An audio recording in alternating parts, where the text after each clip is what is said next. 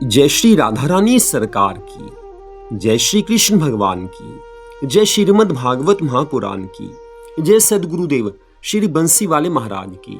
श्रीमद् भागवत महापुराण के 10वें स्कंद के तीसरे, चौथे, 5वें, 6ठे और 7वें अध्याय की कथा आज हम आपको सुनाने जा रहे हैं। इन अध्यायों में भगवान श्री कृष्ण जी के अवतार की कथा का वर्णन आता है तथा साथ में भगवान ने जो जो लीलाएं की हैं उनका वर्णन आता है। तो कथा इस प्रकार है। श्री सुखदेव जी महाराज आगे की कथा का वर्णन करते हुए कहने लगे हैं, हे राजा परीक्षित, जब शुभ मुहूर्त में चंद्रमा रोहिणी नक्षत्र पर आया, सब ग्रह योग अनुकूल और फलप्रद हुए। उस समय सब दिशाएं स्वच्छ हो गई हैं। वृक्षों में ऋतु और बिना ऋतु के फूल और फल लद गए हैं। सभी नदी नाले जल से परिपूर्ण हो गए और वनों में मोर और पक्षी गुनगुनाने लगे हैं। यज्ञों की अग्नि मंगलमय हो गई और देवता आज हर्षित होकर मथुरापुरी पर पुष्प वर्षा करने लगे हैं। किन्नर और गंधर्व दुंदुभियां बजाकर और भेरी बजाकर गीत गाने लगे हैं। इस प्रकार भाद्रपद मास के कृष्ण पक्ष की अष्टमी तिथि को बुधवार को अर्धरात्रि के समय आनंद कंद भगवान श्री कृष्णचंद्र जी ने अवतार लिया है। प्रभु का चतुर्भुज स्वरूप अत्यंत सुंदर था। उनके कानों में मकराकृत कुंडल शोभायमान है और सुंदर हाथों में शंख, चक्र, गदा और पद्म शोभा दे रहे हैं। हे राजा परीक्षित, इस प्रकार जब श्री नारायण जी भगवान ने चतुर्भुजी रूप से वसुदेव देवकी को अपना दर्शन दिया, तब उन्होंने श्री नारायण जी भगवान का अवतार हुआ समझकर पृथ्वी पर सिर टेक कर प्रणाम करते हुए कहा है कि हे त्रिलोकीनाथ, हम आपके चरणों की वंदना करते हैं। आपकी स्तुति करने की सामर्थ्य ब्रह्मा जी और सरस्वती में भी नहीं है, फिर हम आपकी स्तुति कैसे करें। हे प्रभु, आप गौ, ब्राह्मण और हरि भक्तों के दुखी होने पर पृथ्वी का भार उतारने के लिए अवतार धारण करते हैं। हमारे बड़े सौभाग्य की बात है जो आपने अपने दर्शन देकर हमें जन्म मरण के बंधन से छुड़ा दिया है। उस समय उनकी स्तुति को सुनकर भगवान श्री कृष्ण जी ने कहा है कि हे वसुदेव और देवकी, आपने पूर्व जन्म में ये वरदान मांगा था कि आपको मेरे जैसे पुत्र की प्राप्ति हो, अतः मेरे समान कोई दूसरा ना होने के कारण मैंने स्वयं ही तुम दोनों की इच्छा पूर्ति के निमित्त तथा भूमि का भार उतारने के लिए तुम्हारे यहाँ अवतार लिया है। अब मैं बाल स्वरूप में आए जाता हूँ। आप मुझे इसी समय गोकुल ले चलो और वहां पहुंचकर यशोदा के पास सुला आओ। इसी समय यशोदा के गर्भ से भी एक कन्या का जन्म हुआ है, उसे लाकर तुम कंस को दे देना। नंद यशोदा ने पूर्व जन्म में मेरी बाल लीलाएं देखने के लिए तपस्या की थी, सो मैं कुछ दिनों वहां रहकर उनकी कामना को पूर्ण करूंगा। तत्पश्चात कंस को मारकर आपसे पुनः आ मिलूंगा। इतना कहकर भगवान ने बाल स्वरूप धारण किया है। प्रभु रुदन करने लगे हैं। हे राजा परीक्षित, श्री नारायण भगवान की कृपा से आज उनके हाथों की हथकड़ी और पांवों की सब बेड़ियां स्वतः ही खुलकर गिर पड़ी हैं। बंदी गृह के सब द्वार भी अपने आप खुल गए और जितने पहरेदार थे वे सब नींद में अचेत हुए हैं। ऐसा दृश्य देखकर वसुदेव जी ने भगवान श्री श्याम सुंदर को एक सूप में रखकर अपने मस्तक पर उठा लिया है। तदुपरांत वे गोकुल में पहुंचाने के लिए शीघ्रता पूर्वक बंदी गृह से बाहर निकल आए हैं। उस समय आधी रात के समय जब काफी अधिक वर्षा हो रही थी और चारों ओर अंधकार छा रहा था, उस समय शेष नाग भगवान वैकुंठ नाथ के ऊपर अपने फन की छाया किए हुए पीछे पीछे चलने लगे, जिससे प्रभु को कोई कष्ट ना होने पाए। इस प्रकार जब वसुदेव जी यमुना जी के तट पर आए, तब अपने मन में विचार करने लगे हैं कि यमुना जी में अथाह जल भरा हुआ है। अब मैं अपने इस पुत्र को गोकुल में कैसे लेकर पहुंचूंगा। कुछ देर तक तो वसुदेव जी इसी चिंता में मगन रहे, फिर प्रभु के चरणों का ध्यान करके यमुना जी में प्रवेश किया है। लेकिन उस समय प्रभु श्री कृष्णचंद्र जी के श्री चरणों का स्पर्श करने के लिए आज यमुना जी का जल ऊपर की ओर बढ़ने लगा है इस भेद को ना पहचान कर वसुदेव जी ने इस भय से कि कहीं पानी में श्री कृष्णचंद्र जी डूब ना जाएं, उन्हें ऊपर और ऊंचा उठा लिया है। जब यमुना जी का जल वसुदेव जी की नाक तक आ पहुंचा, उस समय वे अत्यंत चिंतित होकर घबराने लगे हैं। तब भगवान श्री कृष्णचंद्र जी ने अपना चरण नीचे करके यमुना जी को चरण स्पर्श कर दिया है। भगवान श्री कृष्ण जी का चरण छूते ही यमुना जी का जल घटकर वसुदेव जी के घुटनों के बराबर आ गया। तब वसुदेव जी प्रसन्न मन से यमुना जी को पार करके गोकुल में आ पहुंचे हैं। वहां उन्होंने नंद जी के घर को खुला हुआ पाया और सबको अचेत सोता हुआ देखकर वे उस स्थान पर आए हैं जहां यशोदा जी सो रही हैं। उसी समय यशोदा जी के गर्भ से एक कन्या का जन्म हुआ था, परंतु यशोदा जी को उसका ज्ञान नहीं था। यह देखकर वसुदेव जी ने श्री कृष्णचंद्र जी को तो यशोदा जी के पास सुला दिया और आप उस कन्या को लेकर मथुरा वापिस आ पहुंचे हैं। हे राजा परीक्षित, जिस समय वसुदेव जी श्री कृष्ण जी को पहुंचाने के लिए गोकुल चले गए थे, उसी समय से देवकी अपने मन में यह सोचकर अत्यंत व्याकुल हो रही थी कि कदाचित किसी पहरेदार की आंखें खुल गई और उसने जाकर कंस को सूचना दे दी तो वह हम दोनों को अवश्य ही मार डालेगा। इस समय यमुना जी काफी भरी हुई हैं, अतः उससे बालक सहित उन्होंने कैसे पार किया होगा। इस प्रकार जब देवकी चिंता कर रही थी, उसी समय वसुदेव जी वहां पर आ गए हैं और उन्होंने देवकी को वह कन्या सौंपते हुए सब हाल कह सुनाया है। उस समय देवकी ने प्रसन्न होकर कहा है कि हे स्वामी, अब कुछ चिंता की बात नहीं है। ऐसे पापी के हाथ से मेरा बालक बच गया, इससे बढ़कर प्रसन्नता कोई नहीं हो सकती है। श्री सुखदेव जी महाराज कहने लगे हैं, हे राजा परीक्षित, ज्यों ही वसुदेव जी उस कन्या को लेकर कारागृह के भीतर आए, त्यों ही तुरंत बंदी गृह के सब द्वार पहले के जैसे ज्यों के त्यों बंद हो गए हैं और वसुदेव और देवकी के हाथों में फिर हथकड़ियां पड़ गई हैं। उसी समय वह कन्या भी जोरों से रुदन करने लगी। उसकी आवाज को सुनकर सभी पहरेदार चैतन्य होकर आंखों को मलने लगे। तभी एक पहरेदार ने जाकर कंस को सूचना दी है कि हे प्रभु, आपके शत्रु का जन्म हो गया है। इस समाचार को पाकर कंस चौंक उठा। फिर वह नंगे पांव नंगे सिर वसुदेव तथा देवकी के पास दौड़ता हुआ आया है। उसे आया देखकर देवकी ने अपना आंचल पसारते हुए कहा है कि हे भैया, यह दीन कन्या है, भला यह तुझे क्या भय पहुंचाएगी। तूने अब तक मेरे 6 पुत्र मार डाले हैं, अतः अब इस कन्या को तो जीवित छोड़ दे। देवकी के इस प्रकार कहने पर भी कंस ने उस कन्या को जबरदस्ती छीन लिया है और कंस कहने लगा है कि हे देवकी, मैं इसे जीवित नहीं छोड़ूंगा, क्योंकि इस कन्या का जिस पुरुष के साथ विवाह होगा, संभव है वही मेरी मृत्यु का कारण बन जाए। इतना कहकर कंस उस कन्या का पैर पकड़कर बाहर ले आया और जब वह उससे पत्थर पर पछाड़कर मारने को तैयार हुआ, उस समय वह कन्या उसके हाथ से छूटकर आकाश में चली गई। जब कंस ने ऊपर की ओर दृष्टि उठाई तो उस कन्या ने अपने हाथ में खड्ग और त्रिशूल धारण करके अष्टभुजी देवी का स्वरूप धारण किया है। आज मां के उस स्वरूप को देखकर कंस अत्यंत भयभीत हो गया है। उस समय देवी ने कंस को संबोधित करते हुए कहा है कि हे महापापी, हे अधम कंस, तू मुझे क्या मारेगा? तुझे मारने वाला तो अवतार ले चुका है।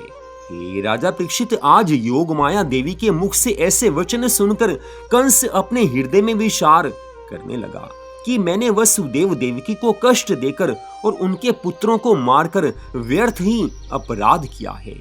अब मैं अपना दुख किसे कहूँ? यह सोचकर कंस वसुदेव देवकी के पास पहुंचकर उनकी हथकड़ी बेड़ी काटने के उपरांत कहने लगा है कि हे वसुदेव, मेरे समान पापी संसार में कोई नहीं हो सकता। मैंने अपने नश्वर शरीर की रक्षा के लिए तुम्हारे 6 पुत्रों को कसाई के समान मारकर बड़ा महापाप किया है। जिन देवताओं ने ये कहा था कि देवकी के 8वें गर्भ से पुत्र होगा, वे सभी झूठे सिद्ध हुए। अब तुम दोनों मेरे अपराध को क्षमा करके यह समझकर धीरज धारण करो कि तुम्हारे उन पुत्रों की आयु इतनी ही थी।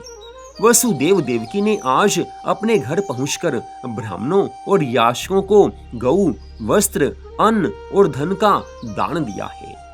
तत्पश्चात श्री सुखदेव जी महाराज आगे की कथा का वर्णन करते हुए कहने लगे हैं।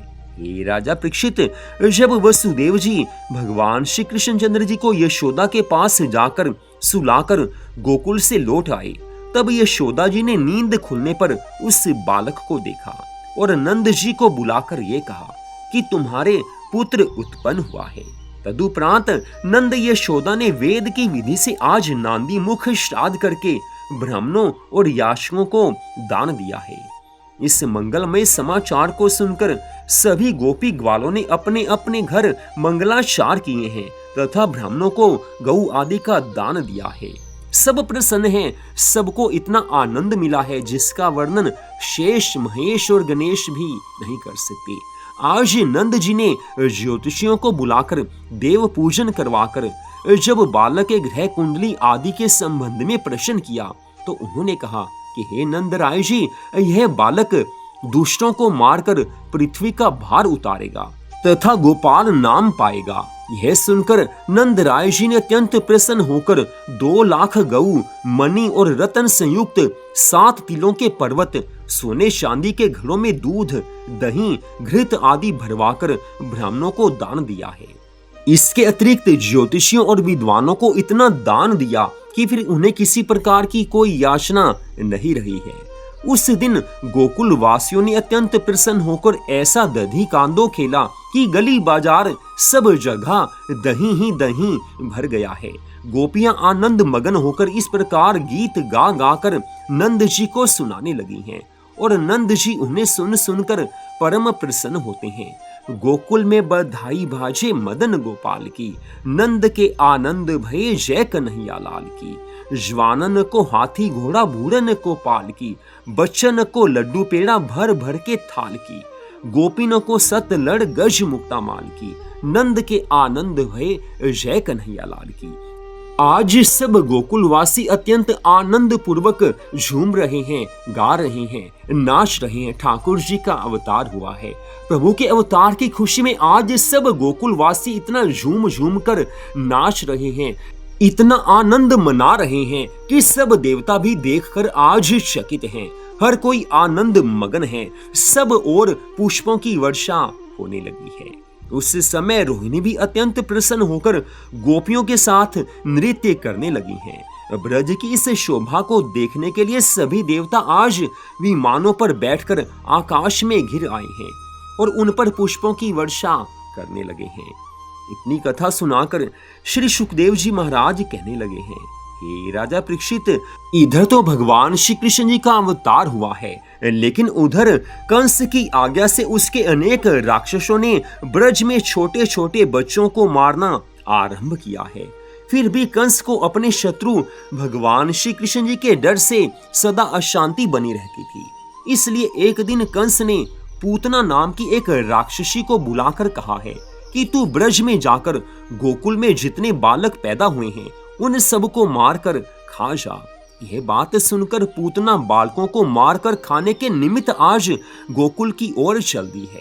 उसने अपने मन में विचार किया है कि गोकुल में नंद जी के घर एक बालक पैदा हुआ है, अतः सर्वप्रथम मैं सुंदर गोपी रूप बनाकर वहीं पहुंचूंगी और उस बालक को कपट करके मार खाऊंगी। ऐसा सोचकर पूतना ने बहुत ही सुंदर गोपी का स्वरूप धारण किया है। करके नख शिख से श्रृंगार पूतना आई रूप बनाए। आज सुंदर श्रृंगार करके पूतना ने गोपी का स्वरूप बनाया है। इतना सुंदर स्वरूप बनाया है कि हर कोई देखकर चकित है। लेकिन उस समय पूतना अपने स्तनों में विष लगाकर गोपी का सुंदर स्वरूप बनाकर मुस्कुराती हुई नंद भवन में आ पहुंची है। तब वहां यशोदा आदि स्त्रियों ने उसके रूप और श्रृंगार आदि की विशेषता देखकर समझा कि यह कोई देव कन्या है। इसलिए वे उसका मान सम्मान करते हुए अपने निकट ही आसन देकर उससे बात करने में लग गई। हे राजा परीक्षित, उस समय आनंद कंद भगवान श्री कृष्णचंद्र जी पालने में झूल रहे थे। जब प्रभु ने देखा कि पूतना कपट रूप रखकर मुझे मारने के निमित्त आई है, तब प्रभु कुछ मुस्कुराने लगे हैं। उस समय उन्होंने अपने मन में विचार किया है कि अच्छा ही हुआ जो यह सर्वप्रथम मेरे ही पास चली आई, नहीं तो कहीं अन्य स्थान पर जाकर न जाने मेरे कितने प्रिय सखाओं को मार डालती। तत्पश्चात पूतना यशोदा जी से कहने लगी हैं कि हे यशोदा मैया, आपके यहाँ श्याम सुंदर पुत्र का जन्म हुआ सुनकर मेरे घर वालों को बड़ी प्रसन्नता हुई है, इसलिए उनकी आज्ञा से मैं तुम्हारे प्राण प्रिय पुत्र के दर्शन करने आई हूँ। यशोदा जी ने उत्तर देते हुए कहा है कि हे बहन, मेरा कन्हैया पालने में झूल रहा है, तुम चलकर प्रसन्नता से उसके दर्शन कर लो। यह सुनकर वह पालने के पास जा पहुंची और कहने लगी कि हे यशोदा मैया, तुम्हारा लाला युग युग जिए। इस प्रकार छल भरे मीठे वचन कहकर श्री कृष्णचंद्र को बड़े स्नेह सहित आज पूतना ने गोदी में उठा लिया है और उनके मुख में अपना विष भरा हुआ स्तन देकर दूध पिलाने लगी हैं। यद्यपि भगवान श्री कृष्ण जी उस समय बालक स्वरूप में हैं, फिर भी वे पूतना के कपट की बात को जान गए। प्रभु अंतर्यामी हैं, चाहे प्रभु ने छोटा स्वरूप धारण किया है, बाल स्वरूप में है, फिर भी प्रभु की महिमा अनंत है, सब जान रहे हैं। उस समय श्री नंद नंदन ने अपने दोनों हाथों से पूतना के स्तनों को बड़े जोर जोर से दबा दबाकर दूध के साथ साथ उसके प्राणों को भी खींचना शुरू कर दिया।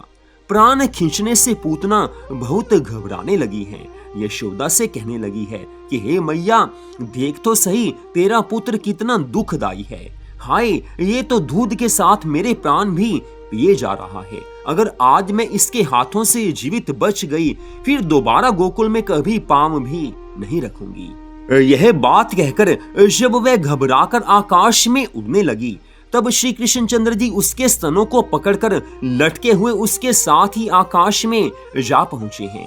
तत्पश्चात जब वह गोकुल से बाहर जाने लगी, तब श्री श्याम सुंदर भगवान ने उसके प्राण निकाल लिए हैं। उस समय उस पूतना के आकाश से भूमि पर गिरने से एक ऐसा भयंकर धमाका हुआ कि जिसे सुनकर सब ब्रजवासी आज डर गए हैं। उस समय उस राक्षसी पूतना का शरीर 6 कोस के बीच में गिरा, जिससे वहां के हजारों वृक्ष नष्ट हो गए हैं। तत्पश्चात जब यशोदा और रोहिणी ने उस शब्द को सुनकर पालने में बालक श्री कृष्ण को नहीं देखा, तब वे अति व्याकुल होकर उन्हें खोजने के लिए घर से बाहर आई हैं। उस समय समस्त गोपी ग्वालों ने बालक को खोजते हुए गांव से बाहर पहुंचकर देखा कि बालक श्री कृष्ण उस मरी राक्षसी पूतना की छाती पर चढ़े हुए उसके स्तनों में मुख दे रहे हैं। ऐसा देखकर यशोदा जी ने तुरंत ही बालक स्वरूप भगवान श्री कृष्ण जी को गोद में उठा लिया है। उस समय यशोदा मैया ने प्यार करके उन्हें छाती से लगाया है। हृदय से लगाकर आज यशोदा मैया कहने लगी हैं, हे प्राण प्यारे पुत्र, आज तुम्हारी परमात्मा ने ही रक्षा की है, अन्यथा ना जाने क्या हो जाता। तत्पश्चात नंद जी ने उसी क्षण श्री नंद नंदन भगवान श्री कृष्ण जी के हाथों से दूध देने वाली 10,000 उत्तम गौओं का विधि अनुसार दान ब्राह्मणों को दिलवाया है। इसके बाद नंद जी की आज्ञा से आज गोकुल वासियों ने कुल्हाड़ी आदि से उस राक्षसी पूतना के शरीर के खंड खंड करके लकड़ियों के ढेर को एकत्रित करके उसे चिता पर रखकर अग्नि लगा दी है। जब पूतना का शरीर जलने लगा, उस समय उसमें से चंदन जैसी सुगंध आने लगी है, जिससे कि समस्त गोकुलवासी प्रसन्न हो गए। इतनी कथा सुनाकर श्री सुखदेव जी महाराज कहने लगे हैं, हे राजा परीक्षित, भगवान श्री श्याम सुंदर ने पूतना का स्तन पान करके उसे अपने स्पर्श से परम पावन और मुक्त कर दिया था। इसी से उसके शरीर से चंदन जैसी परम मीठी सुगंध उड़ रही थी। तदुपरांत राजा परीक्षित कहने लगे हैं, हे मुनिवर, आपने पूतना वध की कथा तो सुनाई, वैसे ही अब आप कृपा करके भगवान की अन्य सब बाल लीलाओं को भी मुझे सुनाइए, क्योंकि मुझे भगवान की लीलाओं को सुनना है। मुझे आपकी इस कथा को सुनकर आनंद मिल रहा है। श्री सुखदेव जी महाराज कहने लगे हैं, हे राजन, पूतना की मृत्यु का समाचार सुनकर आज कंस को पूरा विश्वास हो गया कि मेरा काल रूप बालक गोकुल में ही उत्पन्न हुआ है। तत्पश्चात अपनी सभा के सब लोगों से आज कंस कहने लगा है कि हे बंधुओं, आपने सुना कि नंद के पुत्र ने पूतना को मार डाला है, इसलिए मुझे विश्वास हो गया है कि मुझे मारने वाला वही है, वही मेरे प्राणों का अंत करेगा। इस कारण अब मैं तुम सबको कह देता हूँ कि जो इस बालक को मारेगा या उसे मुझे ला कर देगा तो उसे मैं बहुत बड़ा पुरस्कार दूंगा। हे राजा परीक्षित, राजा कंस की इस बात को सुनकर एक शक्टासुर नामक असुर गोकुल की ओर चल दिया है। जिस नक्षत्र में भगवान श्री कृष्ण जी का अवतार हुआ था, वही उनके जन्म का नक्षत्र जब फिर आया तो उस दिन नंद राय जी ने सब गोकुल वासियों को आमंत्रित करके अपने घर बुलाया है और अपने कुल की रीति अनुसार पूजा पाठ किया और ब्राह्मणों को बहुत सा धन दान आज दक्षिणा में दिया है। उस समय यशोदा और रोहिणी इत्यादि स्त्रियां मंगलाचार करके ग्वाल बालों को भोजन करवाकर आनंद मगन हो रही हैं और बाकी सब लोग आज कार्य व्यस्त थे। कोई भी इस समय अवकाश में नहीं है, हर कोई किसी न किसी कार्य में लगा हुआ है। उस समय भगवान श्री कृष्ण जी पालने में पड़े हुए भूख लगने के कारण हाथ पैर चलाते हुए रोने लगे हैं। उसी समय कंस का भेजा हुआ वह शक्टासुर भी कपट रूप रखकर वहां आ गया है। तब शक्टासुर ने श्याम सुंदर भगवान को देखकर मन में विचार किया है कि आज मैं पूतना को मारने का बदला अवश्य लूंगा। यह विचार कर वह पालने के निकट लटके हुए एक छकड़े पर जा पहुंचा। जब वह छकड़ा डगमगाने लगा तो मुरली मनोहर भगवान श्री कृष्ण जी ने उसका रहस्य जान लिया है। प्रभु से कोई बात छिपी नहीं रह सकती। आज रोते रोते प्रभु ने एक ऐसा पैर उस छकड़े पर मारा है कि दही के मटकों से भरा हुआ वह छकड़ा उलट गया और शक्टासुर उसके नीचे दबकर मर गया। जब उसके मरने का समाचार कंस ने सुना तो वो काफी अधिक घबराने लगा है। उसका शरीर थर थर आज कांपने लगा है, वो भय से कांप रहा है। उसे विश्वास हो गया कि यह बालक मेरा काल बनकर आया है, लेकिन जो भी हो इसे मुझे मारना ही होगा।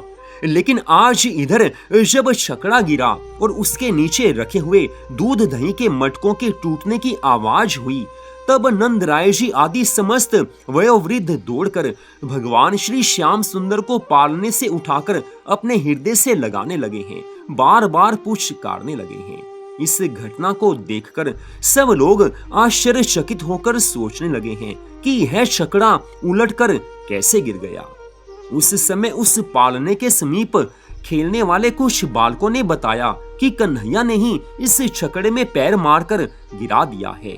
लेकिन उन बालकों की बात सुनी अनसुनी करके सब लोग विचार करने लगे हैं कि कन्हैया के पैर से इतना बड़ा छकड़ा कैसे गिर सकता है। बालकों की बात पर किसी को विश्वास नहीं हुआ, लेकिन भगवान तो भगवान हैं, कुछ भी कर सकते हैं। लेकिन आज इधर नंद राय जी ने ब्राह्मणों को अनेक प्रकार के दान देकर कहा है कि भगवान ही बार बार आकर मेरे लाला कन्हैया की रक्षा करते रहते हैं।